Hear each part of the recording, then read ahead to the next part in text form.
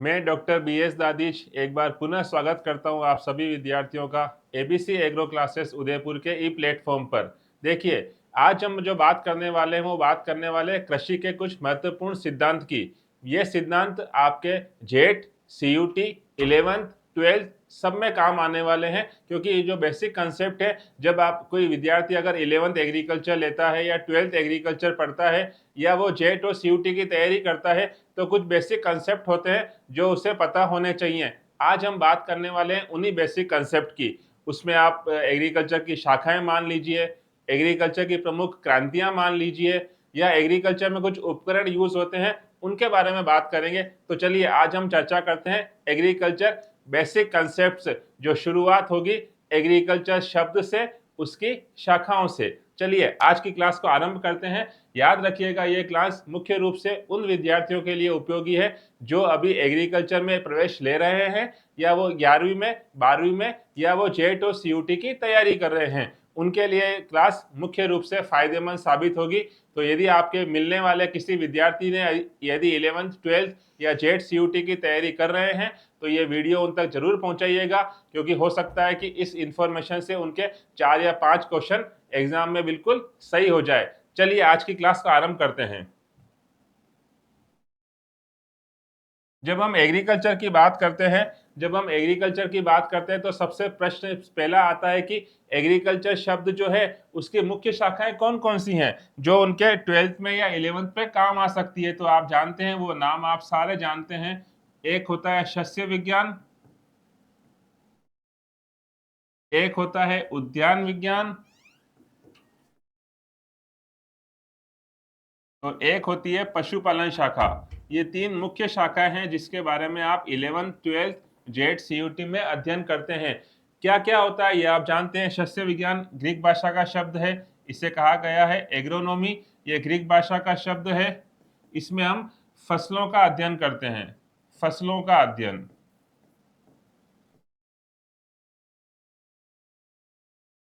Agronomy कहा जाता है जिसमें फसलों का अध्ययन किया जाता है। उसके साथ साथ हम दूसरी बात करें उद्यान विज्ञान, तो उद्यान विज्ञान एक लैटिन भाषा का शब्द है, लैटिन भाषा का शब्द है। और इसमें जो हम अध्ययन करते हैं वो तीन चीजों का करते हैं, मुख्य रूप से फलों का, फूलों का और सब्जियों का। तो उद्यान विज्ञान में हम फलों का, फूलों का, सब्जियों का, और कभी कभी आपसे ये भी पूछ सकते हैं तो पीएचटी, पोस्ट हार्वेस्ट टेक्नोलॉजी, इसका अध्ययन किया जाता है उद्यान विज्ञान के अंदर। और पशुपालन में तो आप जानते हैं पशुओं का, पशुओं का। ये थी सामान्य जानकारी कि शस्य विज्ञान में हम किसका अध्ययन करते हैं। शस्य विज्ञान में हम फसलों का अध्ययन करते हैं, उद्यान विज्ञान में हम फलों का, फूलों का और सब्जियों का और पीएचडी का अध्ययन करते हैं, और पशुपालन में हम पशुओं का अध्ययन करते हैं। लेकिन यहाँ पे बात आती है कि जब आपसे ये पूछा जाए कि उद्यान विज्ञान में आपने तीन नाम लिखे, फल, फूल और सब्जी, ये तीन अलग अलग शाखाएं हैं, तो इनके भी कुछ नाम दिए गए हैं। तो आपको याद होगा, फलों का अध्ययन कहलाता है पोमोलॉजी, फलों का अध्ययन कहलाता है पोमोलॉजी। फूलों का अध्ययन तो नाम से पता लगता है, इसे कहा जाता है फ्लोरिकल्चर, याद रखिएगा, फ्लोरिकल्चर। और सब्जियों का अध्ययन कहलाता है ओलेरी कल्चर, ओलेरी कल्चर। ये तीन मुख्य शाखाएं हैं उद्यान विज्ञान की। फलों का अध्ययन क्या कहलाता है, पोमोलॉजी। फूलों का अध्ययन क्या कहलाता है, फ्लोरिकल्चर। और सब्जियों का अध्ययन क्या कहलाता है, तो उसका आंसर होगा ओलेरी कल्चर। अब देखिए, फलों में अगर हम एक स्पेसिफिक एक फल की बात करें, अंगूर, अंगूर भी एक फल है, तो अंगूर का अध्ययन भी किस कैटेगरी में जाएगा, पोमोलॉजी में। लेकिन अंगूर के अध्ययन को एक अलग से नाम दिया गया है, इसे कहा जाता है, अंगूर के अध्ययन को कहा जाता है विटिकल्चर। याद रखिएगा, अंगूर का अध्ययन कहलाता है विटिकल्चर। विटिकल्चर का मतलब, विटी शब्द कहां से आया, वो यहां से आया कि अंगूर का अगर आपसे वानस्पतिक नाम पूछें तो अंगूर का वानस्पतिक नाम होता है विटिस वेनिफेरा, विटिस वेनिफेरा, तो ये विटिस वर्ड से लिया हुआ है, विटिकल्चर। तो अंगूर का स्पेसिफिक आपसे नाम पूछ ले तो उसका आंसर हो जाएगा विटिकल्चर, अन्यथा किस कैटेगरी में जाएगा? पोमोलॉजी में। तो अगर एक लाइन में बोलना चाहें तो एग्रीकल्चर की एक शाखा है हॉर्टिकल्चर, उद्यान विज्ञान, उसकी 3 शाखाओं में से एक शाखा है पोमोलॉजी, फल विज्ञान, और फल विज्ञान की एक शाखा है जिसमें अंगूर का अध्ययन किया जाता है, वाइटिस वेनिफेरा अंगूर का वानस्पतिक नाम है, तो उसे कहा जाता है विटिकल्चर। ये बात समझ में आई आपको? अब देखिए, हमने दूसरी बात करी, फूलों का अध्ययन तो कहलाएगा फ्लोरिकल्चर, सब्जी का अध्ययन कहलाता है ओलेरिकल्चर। अब देखिए, आपने बोला पशुपालन में पशुओं का अध्ययन, तो उसमें भी आपको थोड़ा याद रखना पड़ेगा पशुपालन, जिसे हम एनिमल हस्बेंड्री बोलते हैं, एएच। पशु तो बहुत सारे होते हैं, लेकिन हम हर पशु का इसमें अध्ययन नहीं करेंगे, हम उन पशुओं का इसमें अध्ययन करेंगे जो देखिएगा हमारे लिए इस हिसाब से महत्वपूर्ण हो। तो ये बहुत इंपॉर्टेंट वर्ड है, आपको याद होना चाहिए, आर्थिक रूप से महत्वपूर्ण पशुओं का वैज्ञानिक ढंग से। अब पशुपालन में मुख्य रूप से हम किस किन चीजों का अध्ययन करेंगे, तो देखिएगा पशुपालन में हम मुख्य रूप से 3 चीजों का अध्ययन करेंगे। पहला लिख रहा हूं मैं खान पान, दूसरा लिखा मैंने प्रजनन, और तीसरा लिखा मैंने देखभाल। तो देखिए, पूरी डेफिनेशन, एग्जैक्ट डेफिनेशन पशुपालन की इस तरह से होती है, आर्थिक रूप से महत्वपूर्ण पशुओं का वैज्ञानिक ढंग से खान पान, प्रजनन और देखभाल करना पशुपालन कहलाता है। पशुपालन कहलाता है, ये इसकी एग्जैक्ट परिभाषा है। खान पान मतलब फीडिंग, प्रजनन मतलब ब्रीडिंग, देखभाल मतलब मैनेजमेंट। तो याद रखिएगा, ब्रीडिंग, फीडिंग और मैनेजमेंट किसकी? इकोनॉमिकली जो एनिमल्स, जो पशु हमारे लिए बेनिफिशियल हैं, उनकी हम बात करेंगे इसमें। तो ये उसकी पूरी परिभाषा है पशुपालन की, एनिमल हस्बेंड्री। आर्थिक रूप से महत्वपूर्ण पशुओं का वैज्ञानिक ढंग से खान पान, प्रजनन और देखभाल करना पशुपालन कहलाता है। ये आपको ध्यान हो गया। अब देखिए, इसी के साथ में जब हम फसलों की बात करते हैं एग्रोनॉमी में, फसलों की जब हम बात करते हैं तो फसलें हम बोते कहाँ हैं? खेत में। खेत में मुख्य रूप से क्या होती? मृदा। तो याद रखिए, इसकी 2 शाखाएं होती है, उन्हें कहा जाता है, एक तो पेडोलॉजी, इन दोनों शाखाओं का संबंध मृदा विज्ञान से है, पेडोलॉजी, और एक है इडेफोलॉजी।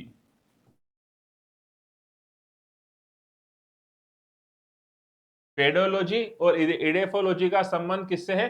मृदा विज्ञान से है, सोयल साइंस। किससे संबंध है? Soil science. ये आप जानते हैं कि सोयल शब्द की उत्पत्ति किस भाषा से हुई है? तो याद होगा आपको, सोयल शब्द की उत्पत्ति लैटिन भाषा का एक शब्द है, उस शब्द को कहा जाता है सोलम, इससे हुई है।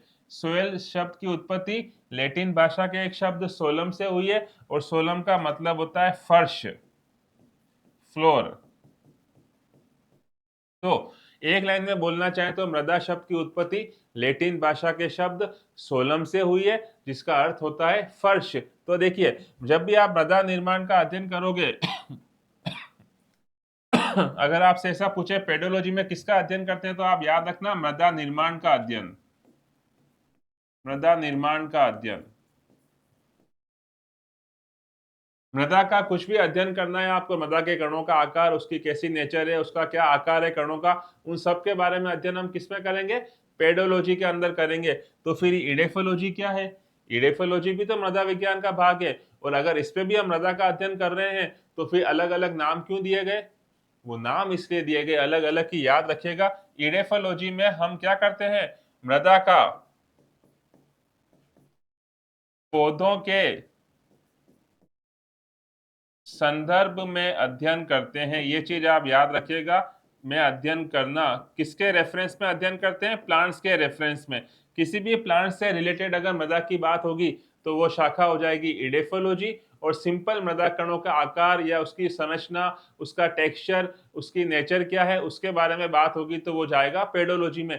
तो जैसे ही प्लांट जुड़ा, पौधे का नाम उस शाखा में आया मृदा के साथ, तो उसे क्या कहा जाएगा? इडेफोलॉजी, अन्यथा उसका आंसर हो जाएगा पेडोलॉजी। तो देखिए, सस्य विज्ञान, उद्यान विज्ञान, पशुपालन, फिर हमने दो नाम और पढ़े, पेडोलॉजी और इडेफोलॉजी। नेक्स्ट देखिएगा, एक इंपॉर्टेंट नाम आता है जिसमें आपने दो नाम सुने होंगे, एंटोमोलॉजी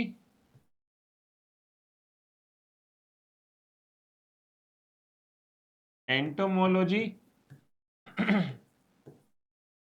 और एक नाम होता है जिसे हम बोलते हैं पैथोलॉजी।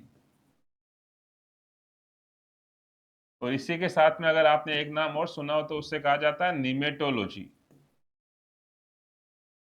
देखिए, ये तीन, एंटोमोलॉजी, पैथोलॉजी और निमेटोलॉजी, ये भी कृषि विज्ञान की कुछ शाखाओं के अंतर्गत आती है। अब होता क्या है, देखिए, किसी भी फसल को नुकसान पहुंचाता है, उसमें खरपतवार तो सबसे ज्यादा पहुंचाते हैं, वो आप जानते हो, वीड साइंस।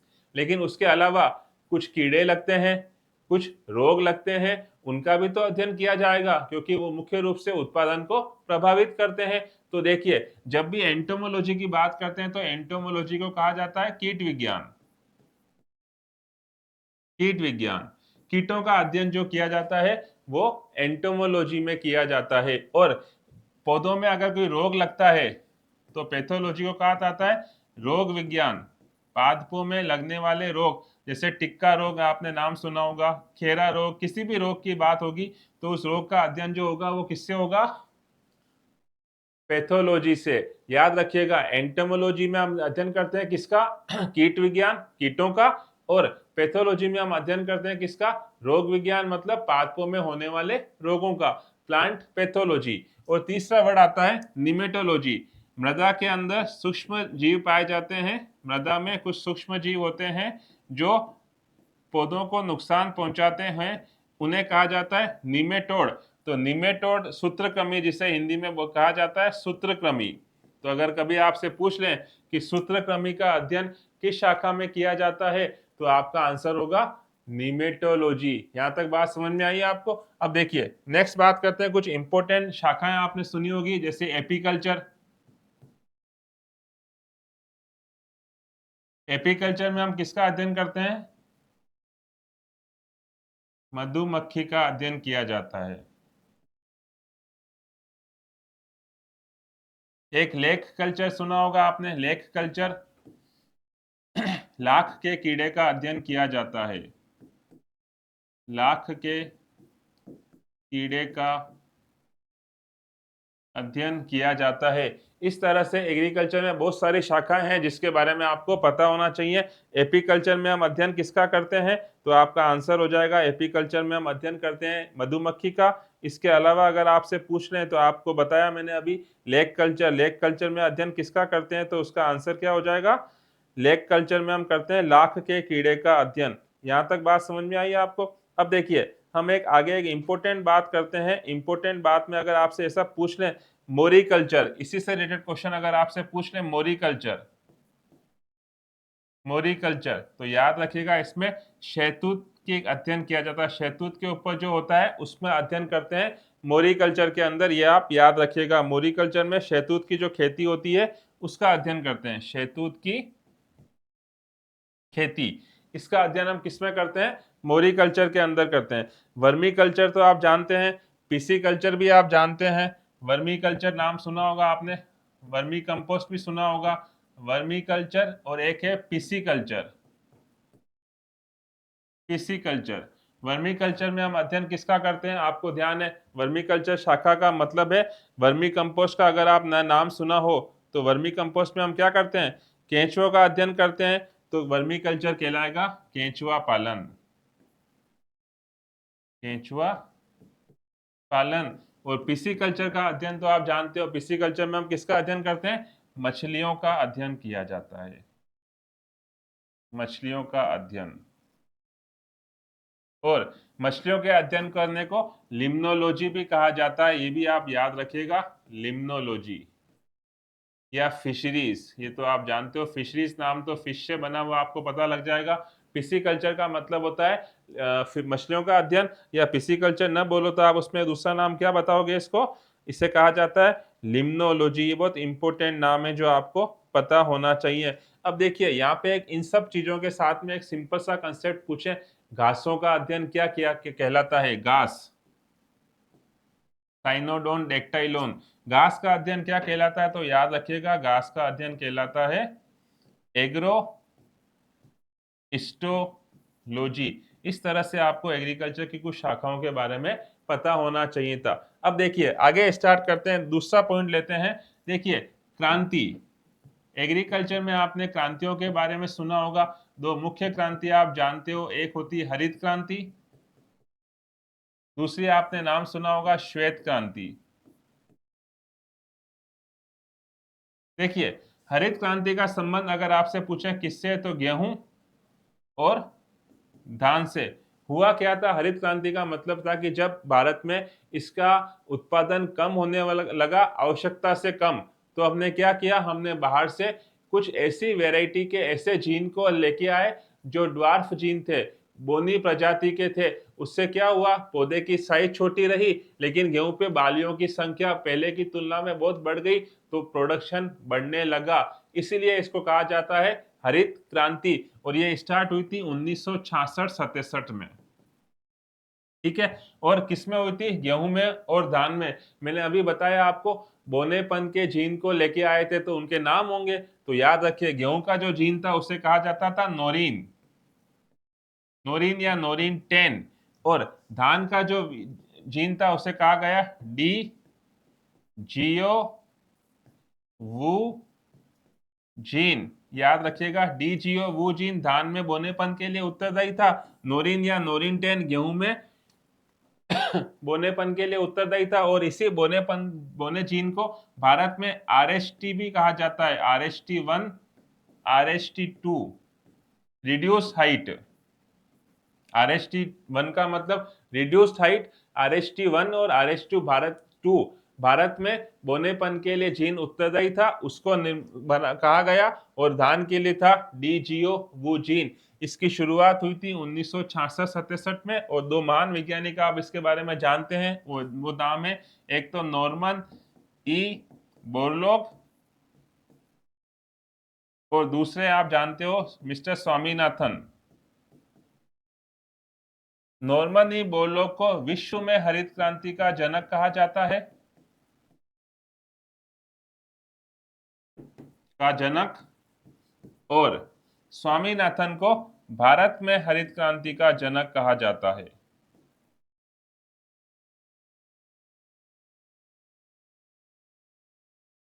तो अगर आपसे प्रश्न पूछे तो हरित क्रांति का मैंने आपको बताया। दूसरी क्रांति है श्वेत क्रांति। श्वेत क्रांति का संबंध है दूध उत्पादन से, दूध उत्पादन से। और श्वेत क्रांति का दूसरा नाम आप याद रखिएगा, इसको ऑपरेशन फ्लड भी कहा जाता है, ऑपरेशन फ्लड। यहाँ पूछते हैं श्वेत क्रांति का जनक किसे कहा जाता है, तो उसका भी एक वैज्ञानिक, उनके भी एक वैज्ञानिक है, उनका नाम है वर्गीज कुरियन। ये भी आप याद रखिएगा, वर्गीज कुरियन को विश्व में, भारत में कहीं भी बोलो, हरित क्रांति का जनक कहा जाता है। यह जो श्वेत क्रांति वो 3 चरण में संपन्न हुई थी। तो ये देखिए हरित क्रांति और ये श्वेत क्रांति, ये दो मुख्य क्रांतियां हैं जो आपको पता होनी चाहिए। लेकिन एग्रीकल्चर में केवल ये दो ही मुख्य क्रांतियां नहीं है, इसके अलावा बहुत सारी क्रांतियां और भी है, हम उनको भी देखते हैं। देखिएगा, आपने नाम सुना होगा गोल क्रांति, बता रहा हूं एक सेकंड, गोल क्रांति, नीली क्रांति, लाल क्रांति, पीली क्रांति, गुलाबी क्रांति।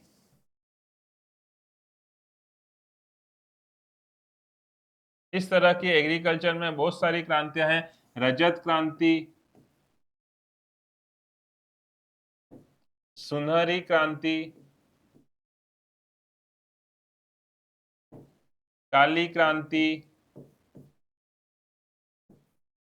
तो देखिए इस तरह की एग्रीकल्चर में बहुत सारी क्रांतियां हैं। प्रश्न यही बनता है कि इस क्रांति का संबंध किससे है, वो तो देखिएगा।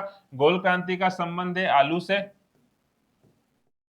नीली क्रांति का संबंध है मछलियों से, लाल क्रांति का टमाटर या मांस, पीली क्रांति का तिलहन, सरसों, गुलाबी क्रांति का प्रॉन, झींगा, रजत क्रांति, सुनहरी क्रांति और काली क्रांति। अगर इन तीनों में से भी आपसे पूछें कि रजत क्रांति का संबंध किससे है, तो आपका क्या आंसर होगा? दूसरा आपसे पूछ लें कि दूसरी क्रांति दे रखी है आपको, उसका अध्ययन किसमें होगा, तो देखिए अगर आपसे सबसे सिंपल पूछे काली क्रांति का, तो आप जानते होंगे काली क्रांति का संबंध किससे है। बायोडीजल का नाम सुना होगा आपने। बायोडीजल क्या किससे कहा जाता है? जेट्रोपा को कहा जाता है। बायोडीजल किससे कहा जाता है? रतन जोत। तो इसका संबंध किससे है? रतन जोत से है। दूसरा आपसे पूछते हैं सिल्वर रिवॉल्यूशन, सिल्वर रिवॉल्यूशन का संबंध किससे है? और तीसरा आपसे पूछा है रजत क्रांति, तो रजत क्रांति का संबंध आप याद रखिएगा अंडा उत्पादन से है, अंडा उत्पादन। और गोल्डन रिवॉल्यूशन का हॉर्टिकल्चर, हॉर्टिकल्चर से। ठीक है, इस तरह की प्रमुख प्रमुख क्रांतियां हैं जो आपको पता होनी चाहिए। अब देखिए इन सब क्रांतियों के बाद में एक नाम अगर आपके सामने ऐसा लिखा हुआ आ जाए, रेनबो रिवॉल्यूशन, ये क्या होता है? इसे कहा जाता है इंद्रधनुषी क्रांति, इंद्रधनुषी क्रांति। तो देखिए इंद्रधनुषी क्रांति में आप याद रखिएगा, जिस तरह से इंद्रधनुष में बहुत सारे कलर होते हैं 7, उसी तरह से आपको क्या करना है, एग्रीकल्चर की जो सारी क्रांति हैं उसको मिलाकर अगर एक नाम देना चाहें तो उसे कहा जाएगा रेनबो रिवॉल्यूशन। इसे कहा जाता है हिंदी में समस्त क्रांतियों की क्रांति, समस्त क्रांतियों की क्रांति, ये चीज आप याद रखिएगा। तो देखिए इस तरह से हमने कुछ क्रांतियों की बात करी। उन क्रांतियों के अंदर आपको बहुत सारे नाम बताए मैंने, जैसे आपको बताया मैंने गोल्डन रिवॉल्यूशन, मैंने आपको बताया सिल्वर रिवॉल्यूशन, मैंने आपको बताया पीली, नीली, हरी, गुलाबी, इस तरह की बहुत सारी एग्रीकल्चर में क्रांतियां हैं जो आपको पता होनी चाहिए। अब देखिए अगर आपको इसमें इस सब क्रांतियों के बाद में अगर मैं सिंपल क्वेश्चन ऐसे पूछ लूं कि परभनी क्रांति का संबंध किससे है, परभनी क्रांति का संबंध, और ऑप्शन दे दिए मैंने आपको इसमें आलू, अंडा, सरसों या भिंडी।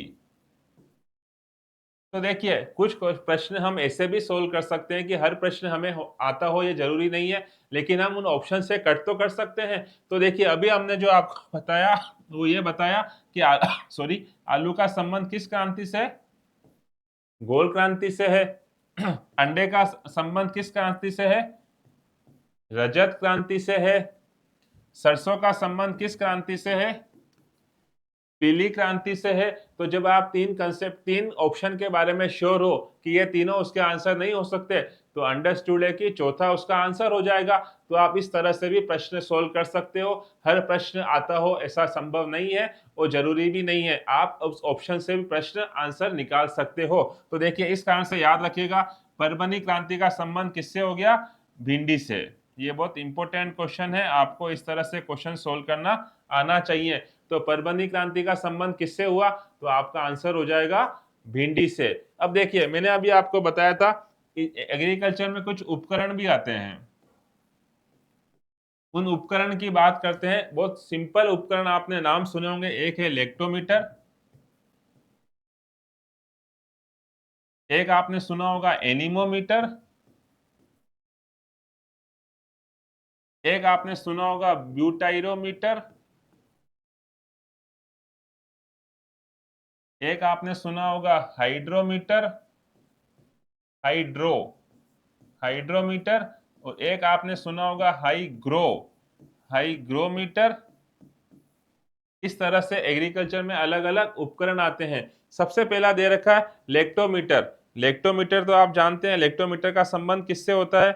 लेक्टोज से। लेक्टोज किसमें मिलता है ये भी आप जानते हो, लेक्टोज मिलता है हमको किसमें? दूध में। तो देखिए अगर आपको ऐसा पूछें कि लेक्टोमीटर से आप क्या पता लगाओगे, तो इसमें संबंध तो दूध से है। तो दूध का अपेक्षित घनत्व किससे नापा जाता है? तो आपका आंसर हो जाएगा लेक्टोमीटर। अच्छा, हाइड्रोमीटर से हम क्या ज्ञात करेंगे? हाइड्रोमीटर और हाइग्रोमीटर में क्या डिफरेंस है? हाइड्रोमीटर और हाइग्रोमीटर में खाली एक वर्ड का डिफरेंस आ रहा है जो आपको पता है। तो देखिए, हाइड्रो संबंध किससे रखता है? अगर आपसे पूछें कि हाइड्रोमीटर में क्या ज्ञात किया जाएगा, तो आपका क्या आंसर हो जाएगा? हाइड्रोमीटर। हाइड्रोमीटर में हम जो अध्ययन करते हैं वो किसका करते हैं? कोई आइडिया आपको? हाइड्रोमीटर में वो दूसरा वर्ड दे रखा है मैंने आपको, क्या दे रखा है दूसरा वर्ड? दूसरा वर्ड लिखा है हाइग्रोमीटर। तो अगर आपसे ऐसा पूछें कि हाइड्रोमीटर में हम क्या फाइंड आउट करते हैं, हाइग्रोमीटर में क्या फाइंड आउट करते हैं, तो याद रखिएगा हाइड्रो का संबंध किससे है? पानी से है। किससे संबंध है? पानी से। तो हम पानी की अपेक्षित आर्द्रता ज्ञात करेंगे। पानी की अपेक्षित आर्द्रता, तो उसे कहा जाएगा, उस उपकरण को क्या कहा जाएगा? हाइड्रोमीटर। और यही प्रश्न अगर आपको किसके बारे में पूछे, हाई हाई हवा के बारे में पूछें, तो उसका आंसर आ जाएगा हवा की अपेक्षित आर्द्रता, हाइग्रोमीटर। हवा की अपेक्षित आर्द्रता। तो देखिए, लेक्टोमीटर, एनीमोमीटर, हाइड्रोमीटर, हाइग्रोमीटर। अब देखिए, एनीमोमीटर जो लिखा हुआ है, एनीमोमीटर तो आप जानते हैं, एनीमोमीटर से हम फाइंड आउट करते हैं वायु की गति। याद रखिएगा, वायु की गति को नापा जाता है एनीमोमीटर से। ब्यूटाइरोमीटर से हम जानते हैं दूध में वसा की मात्रा। ब्यूटाइरोमीटर से हम क्या फाइंड आउट करते हैं? दूध में वसा की मात्रा को नापा जाता है। अब देखिए, इसके बाद अगर आपसे और पूछें कि और किसी इक्विपमेंट के बारे में बताइए, तो देखिए दूसरा इक्विपमेंट लिखता हूं, उस उपकरण का नाम है, अगर आपने कभी सुना हो, एक कर्व कार्ड होता है और एक विंड वैन। कर्व कार्ड और विंड वैन। कर्व कार्ड एक होता है विंड वैन। विंड वैन, तो देखिए याद रखिएगा कर्व कार्ड से सूर्य की रोशनी को नापा जाता है और विंड वैन से वायु की दशा को नापा जाता है। वायु की दिशा, वायु की डायरेक्शन क्या है उसके बारे में अगर आपसे पूछें तो उसका आंसर हो जाएगा क्या?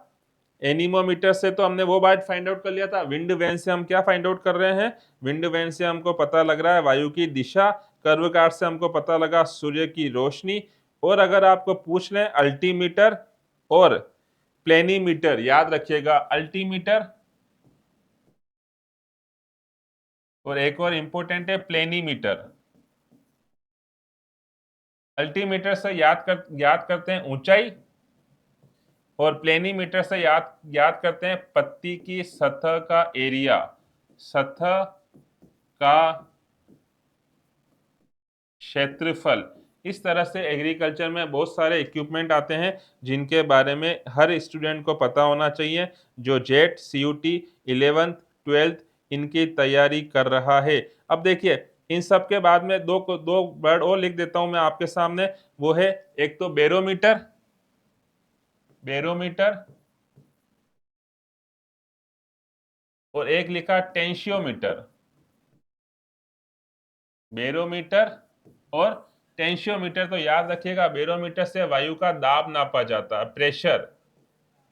वायु का दाब, अगर आपसे पूछे कि वायु का दाब किससे नापते हैं, तो उसका आंसर हो जाएगा जो आपके सामने लिखा हुआ है वो बैरोमीटर से।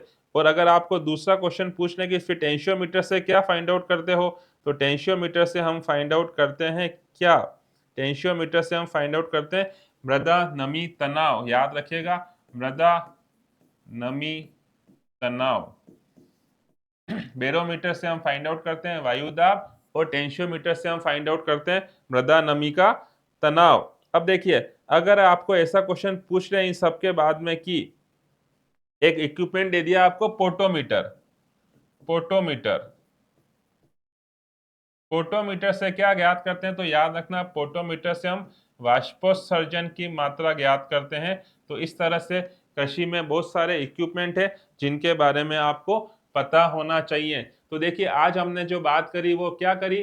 प्रमुख शाखाओं की बात करी, एग्रीकल्चर की प्रमुख क्रांतियों की बात करी और एग्रीकल्चर में प्रमुख उपकरण जो काम में आते हैं उनकी बात करी। ये सारे के सारे प्रश्न आपके जेट, सीयूटी, 11th 12th में काम आते हैं, इसलिए इस वीडियो को इजीली याद करिएगा इन सारे प्रश्न को। और जो भी आपके नोन में हैं जो इन एग्जाम्स की तैयारी कर रहे हैं, वहां तक इस वीडियो को पहुंचाइएगा, जिससे उनको इंपॉर्टेंट क्वेश्चंस एक ही जगह पर मिल पाए। और इस चैनल को लाइक और सब्सक्राइब करिएगा, जिससे आगे भी जो 11th 12th या जेट सीयूटी की महत्वपूर्ण कंसेप्ट की क्लासें आने वाली है, वो रेगुलर उन तक पहुंचती रहे।